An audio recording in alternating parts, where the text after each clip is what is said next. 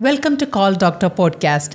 Today, we are honored to have Dr. Anmol Kapoor, a distinguished cardiologist and entrepreneur leading BioAero Group. Dr. Anmol Kapoor integrates AI-driven healthcare solutions, genomics, and biotechnology to revolutionize patient care. Dr. Kapoor, can you share me a bit about the longevity medicine?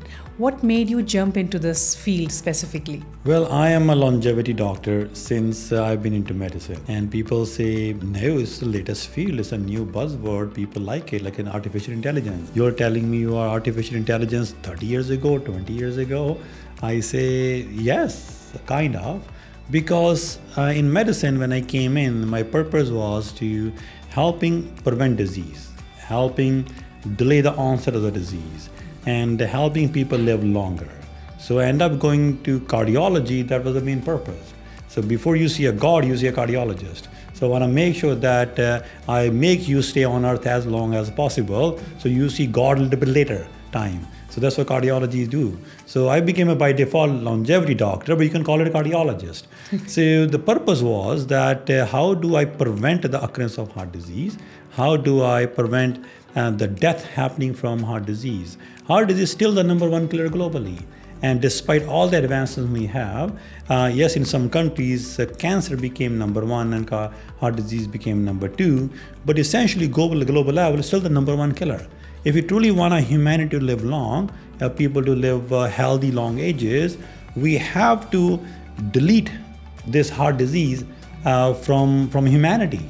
So to do that, we'll have to understand how the disease happens, what contributes into this disease, and what is the pathophysiology of various diseases, what is the genetic reason of various diseases.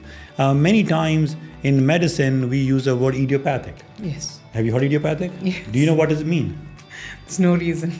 No reason. We have no idea, Yeah, right? yeah. But you need to sound smart in front of the patient. You say, oh, you have this problem. You have a heart disease, idiopathic. Oh, the patient thinks it must be something big thing. I don't know. It's idiopathic is a big word. Essentially, what it means is doctor is an idiot and patient is a pathetic.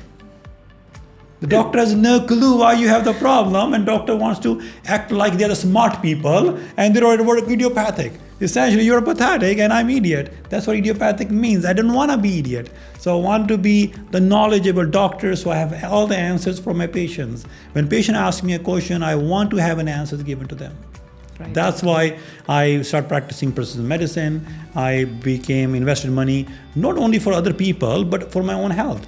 So longevity medicine is not a business for me. It is a way of life for me.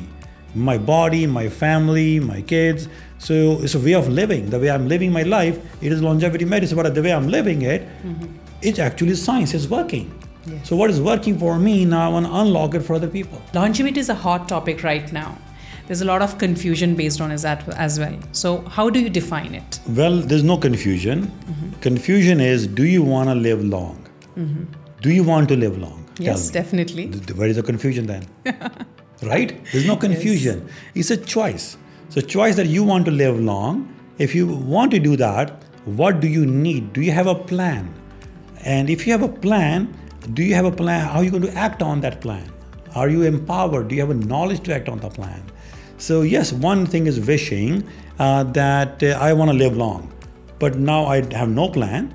Think of this way. You want to buy a house. So you know that the house costs $2 million or 2 million dirhams, but you don't have money, but you're making the plan. The plan is, okay, I'm going to get a job, I'm going to open up a business, I'm going to sell something, and I'll have a savings. And the savings will slowly but slowly multiply. I may get a mortgage, or I buy it cash outright, depending on these successes I'm going to achieve. And then one day I'll have a home. Okay. Exactly, so longevity is the same way. So first you have to believe, I want to live long. I want to be 100 years healthiest. Okay, to 100 years healthiest, you want to make sure that the half century of your life, in age of 50, you have no chronic disease. You make sure you have no heart disease, no diabetes, no high blood pressure, no cancers. So if you've played your half century properly, then the last half century, you will have to pay easier. So the game of the cricket is 100 runs you have to score as a century to live longer, or the health is longer. So you have to make a plan. And most people don't have a plan. What they do is they want to go to play a cricket game and they want to just go there 4-6 out and 4-6 out. How many people hit centuries? And how many games you have to play to get a century in the World Cup or in the championship? Or how many centuries did Sachin Tendulkar or Virat Kohli have scored with other people who struggled? So there's a consistency. So you have to be consistent, you have to be focused, you have a plan in place. I want to beat this record, I want to be 100 years, I want to be healthy 100 years. That's longevity is, very simple and easy. If you plan, you commit yourself, I'm going to live 100 years and now I need help. I need a plan. Many people don't have a plan, the way you don't have a plan to buy a home. They don't know how to buy a home. Same way you don't know how to live 100 years. So you need someone to coach you, someone to guide you. Some financial consultant advisor guide you how to make your portfolio of investments. Same way you hire a consultant who understand your body, you are unique to their body, and then based on that they make a personalized plan just for you. They are not going to copy something that worked in America or copy something that worked in India or Emiratis. So that the plan is made just for you. The way financial advisor or the good financial management teams will make it for you, personalized to you, your goals, same way what your goals are. If your goals are very clear, I want to live 70 years healthy, no disease. I want to live 100 years healthy, no disease. If that's something you're looking for, and you're looking for plan, you're looking for coaches who can put you in the right direction, who can hold your hand, and who can walk you through this journey for next 50, 70, 100 years. That's what longevity is. So longevity is basically living healthiest the longest and don't have the disease. Yes. Doctor, when we speak about longevity, should we focus on lifespan or the health span? I think both are important, right? So if you truly want to have a lifespan, which is the ultimate marker or measure how long we are living. So we are living 70 years or 80 years or 100 years. So it'll be defined by how long is you have the health span. If your health span is shorter, your lifespan will be shorter. So both are working together. So they are not one or the other. So you need a health span, the longest, so you can have the lifespan, the longest. Understood. Doctor, I have a lot of my patients asking this question, which I would really like to ask you also. They think that longevity is more about genetics. How can you help us understanding this in depth? Well, genetics only plays a role about 20-25% of the time. It's odds. You want to live 100 years healthy, and you only have 25% game inherited by your parents given to you as a gift. 75% you have to play that game by yourself. That is going to define the 100 years of life. Think of that way, 25 years of your first life are given by your parents. Last 75 you'll have to work hard. And those 75 years are defined by your epigenome, the environmental factors, the type of food you eat. If you're going to smoke shisha every day, if you're going to smoke cigarette every day, there's no way you'll ever achieve longevity. It's guaranteed. If you're not being active, there's no way you'll achieve longevity. If you're not sleeping well at night time, at least 7 hours a day in 24 hours, you are not going to achieve longevity. If you are not eating fresh fruits and vegetables, at least 5 different types a day, you are not going to live longevity. So these are basic things, right? So they are not genetic linked, it is your choices. So you choose to smoke, you choose to drink alcohol, you choose to not exercise, you choose not to eat fresh fruits and vegetables, you choose to eat the garbage, samosas, the red meats, whatever you can find, and eat late at night time, have a big belly, and then you blame to your parents. Oh, because of genetics, I'm dying earlier. Can you give us few tips, like what is the key factor of longevity, or the pillars, I can ask you, that people should follow in their daily lives? Well, the key pillars are knowing the data, which is not knowing only imaging data or a biophysical data. It also knowing your omics data is very, very important. Your gut microbiome on regular basis, not one-time test, regular basis. Understanding your diet and how your gut microbiome is working with you, it is very important. then understanding how those epigenetic factors are working with the gut microbiome and other microbiome in your body, skin, oral, vaginal, and then linking them with the genetics, linking them with the lifestyle choices you have. So those are key, most important pillars. If you're not including them, the omics, and you're just relying on the imaging, X-rays, ultrasounds, MRI, you're not having complete picture. So you're taking call on incomplete data. So you need to gather everything, and those are the key pillars that you can build the foundation of your home, your health. Doctor, we know that nutrition plays a crucial role in anti-aging. Is there something that you would specifically advise us to follow, like what sort of diet or nutrition we have to focus on? If you go back to centuries ago, in Hinduism, in Ayurveda, not the current Ayurveda, the original Ayurveda, the message was stay close to the nature, right? It means that the closest you stay to nature, the food nature is making for you, nature knows what's healthier for you. Your microbiome in the stomach and the genomics, it works that way properly. But what happened is the modern practices, eating practices, they became more convenient, more ultra-processed, hyper-processed foods, and those are causing the diseases. If you go back to the nature, what nature has? Fresh fruits and vegetables, whole grain food, right? Instead of drinking a juice, eat the juice, means eat the fruit. So you get a fiber, you get other nutrients. When you're going to drink a juice, you're getting a big jump of sugar your body doesn't need. Your pancreas is getting the stress test. You don't want them to be stressed out, contributing to other diseases. So what you should be eating every day as a way of living, the way I do it, fresh fruits and vegetables, minimum of all colors. Okay. We all are different. So we have different skin colors, we live in different part of the world, so we all are different, but in the end we all are humans. So same way, we have fresh fruits and vegetables, there are orange, there are greens, there are broccolis, there is a carrot, orange color, there's oranges, there's apples, there's a broccoli. Broccoli is really good in anti-aging or longevity focused enzymes inside, and you really truly have to use turmeric, but it has to be in a reasonable manner, the way you want to bring in your diet, not just popping up these pills are not going to work there. You really have to incorporate the fresh turmeric in your diet. Same way, there are many other fruits and vegetables. The more you have in your diet, the longer you're going to live. Same way, from the bread side, trying to pick the whole grain, multi-grain bread, and trying to pick more nuts. So nuts are good.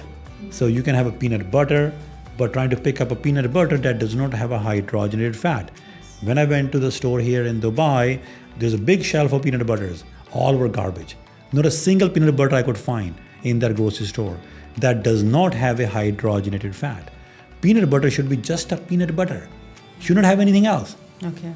Right? As simple as that. But now it's a processed peanut butter. You are thinking it's healthier, but it's not healthier. Same way, olive oils are better if they're cooked, if not cooked, eaten as raw. But many people cook olive oil and they damage the olive oil. So olive oil should be eaten the way it is. So it's very important to connect to the nature, stay connected with the nature, pick up those foods that are coming right from the nature. If you can follow that and have a 90% meal plan of the day based on this, you are going to beat these many conditions, diabetes, mental health issues, depression, cancer, and many things you'll be able to beat, which your other friends will not be able to beat. Doctor, talking about supplements, there's a lot of, things that this is a set of supplements that a men should take, and this is a set of supplements that women should take. Can you help us to understand how does it really help for longevity? None of the supplements help longevity. Why? I'll tell you. Because everyone is individual. Everyone's journey is individual. Every game they have to play their own game. It is not someone else's prayer is going to help you. You have to pray for yourself. You have to work hard for yourself, okay? You have to follow the teachings by yourself. Someone else following the teachings is not going to benefit you. Yes. Same way, someone else giving you supplements and you saw them eating it is not going to help you. Why? Because we don't know how individual you are. Everything has to be personalized. If you are not deficient in anything, why are you even taking it? Your body is going to either reject them or could create a reaction to it. So everything you put in your mouth is a supplement. Your water is a supplement. If you're going to drink from the plastic bottles, it is a bad supplement because you're drinking plastic same time.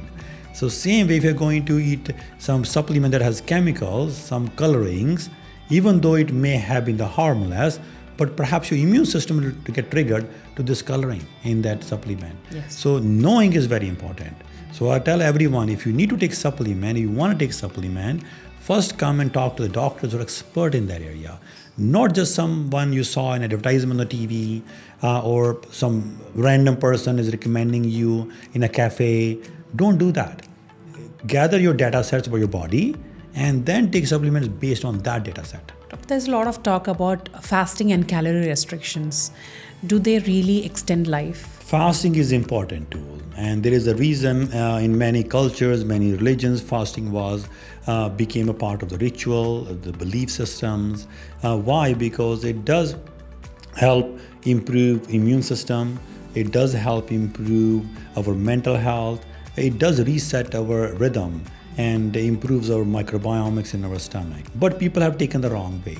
So people, yes, they should be fasting, but the forced fasting, they do it for a short period, and other times they are eating garbage. That is not going to help them. So fasting is a way of living every day. So if you are going to make sure that dinner you're not having later than 6 p.m., now you're going to have a breakfast at 8 a.m. in the morning, you're already fasting 14 hours. So if you have an everyday fasting routine, which is not earth-shattering, it is not making you work hard, and now you have 14 hours of fasting, we know is helpful for a body, but still it's giving you calorie during the day when you are needing those calories.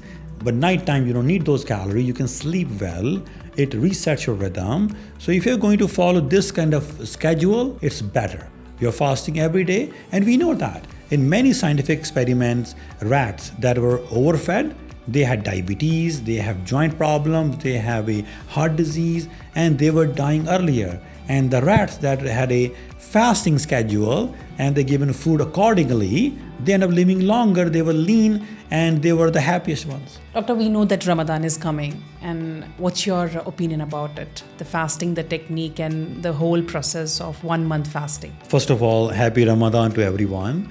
And it's something people want to do it. And there's the beliefs, people believe it, that look, it's commitment I have, but it's also making sure we do safely. Many people have diseases, many people have a heart condition or diabetic conditions. They have underlying health problems going on, and they force themselves during Ramadan period, and they skip the medications, they don't take the right way, and later on end up having complications, or sometimes they're dying earlier. I was in Saudi Arabia during the Hajj period, and certain periods of the year, they see more strokes happening, more deaths happening from tourists coming in. And hypothesis is that these patients, or these people, the visitors, are stopping their medications. They already probably have the disease, and these medications are helping them, but the belief they had, they stop the medication, and because of that, they end up dying earlier. And they have the data I saw in Saudi Arabia. So same way, if you want to practice Ramadan, yes, there's a personal belief. But at the same time, we'll look at it, do I have any health condition? If you have a health condition that could put my life at risk, that could put my family's life at risk, then we can practice Ramadan still, but we make sure we do safe manner. So we make sure you talk to the proper healthcare providers who understand your body, understand your health needs, and they can make a personalized plan for you. So they can tell you what time you should be eating and which medication you should take, which medication can be stopped for a short period or can be taken at some other time. So those are the very critical things, because medications have to work for 24 hours in your body. If you're going to skip them, you are not going to drive the benefit from them.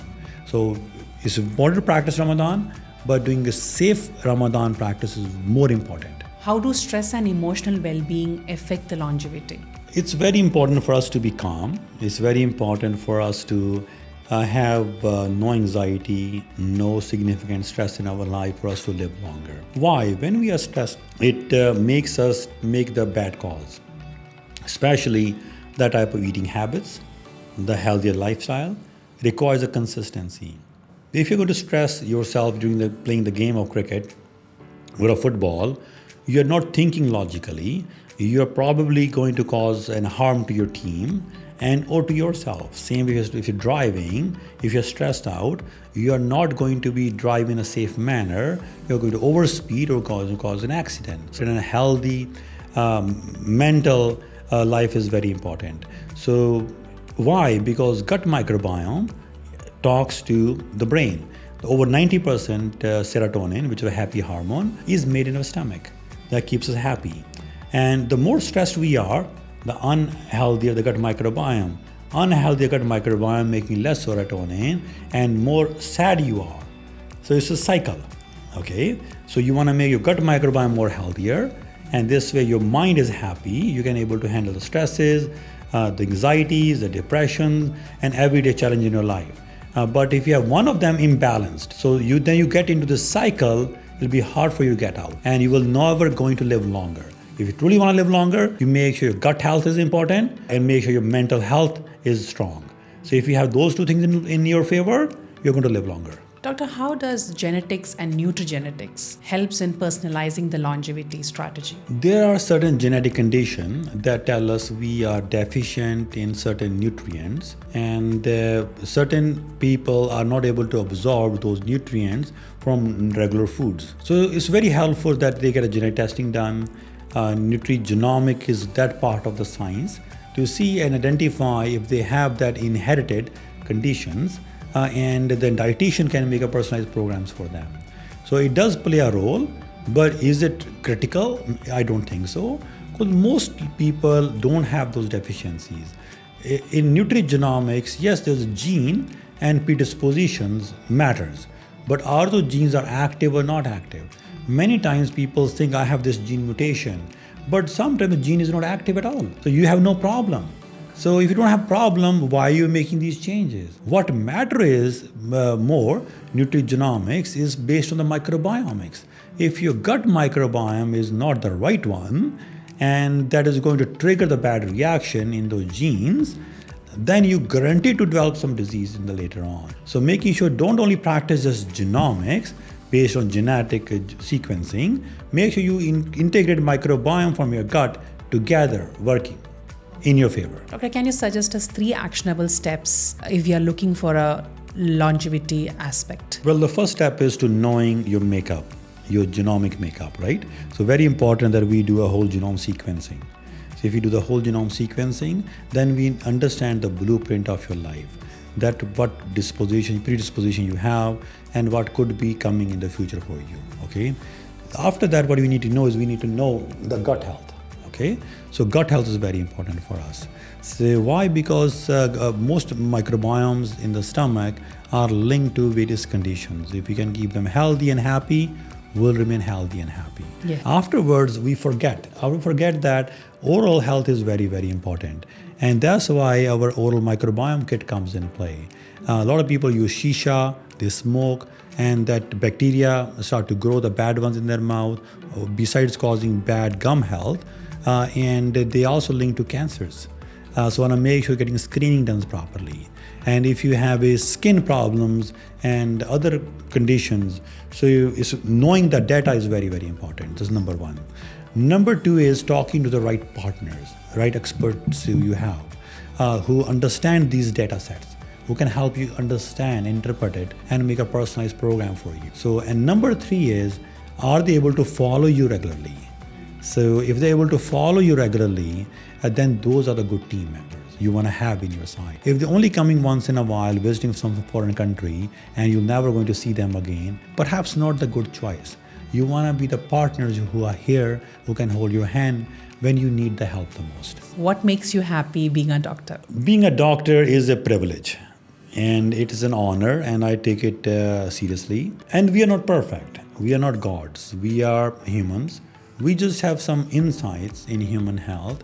Sometimes we are right, sometimes we are wrong. I want to be right more and I want to be wrong less. So to me, what makes me happy, that the tools I have in front of me, genomics, multiomics, and the AI and other things, they empower me. They gave me the strength.